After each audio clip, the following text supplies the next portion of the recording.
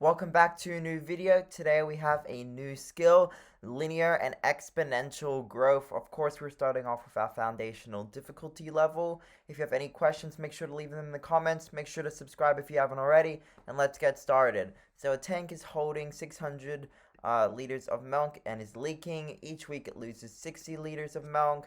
Let M be whatever, T be weeks. Which of the following best explains the relationship? So we're going to be giving these word problems with these numbers that we're going to have to determine. Is it linear or is it exponential?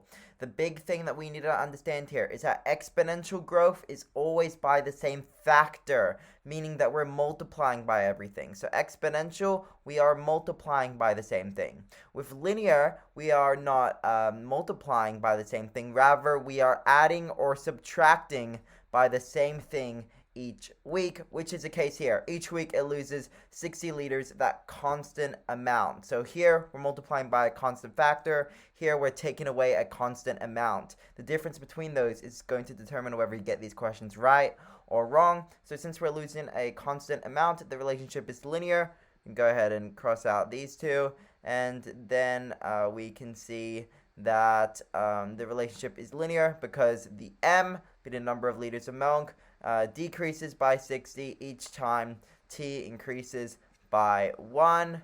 D is correct. That explains our rate of change, explains our slope, which is characteristic of linear relationships. On to question number 2 here. On day 1, Jane invited 5 friends to her party. She asked each of those friends to visit and invite 4 of their friends the next day, to have each of their friends visit and invite 4 friends of their friends on the day after, and so on, so forth. Let P be the number of people who are invited to Jane's party on day T. Assume that no person is invited more than once. Which of the following best explains the relationship between T and P?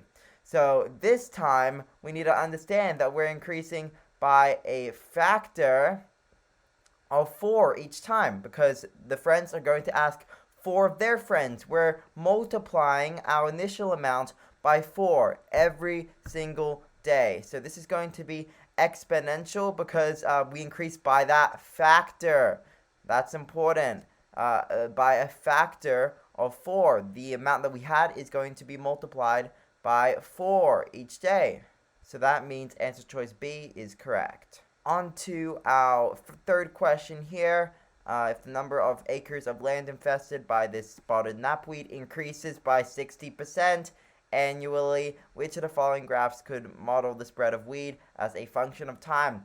Once again, we have that factor here. We increase by 60%, so it's a factor of 1.6. That's 160% as a decimal. A factor, not a constant amount. It's a factor. We're multiplying by 1.6 each time. That means we have an exponential relationship and, of course, an exponential decrease. It is spreading. It is increasing. That means answer choice B. That follows that exponential graph look, and that is going to be correct here.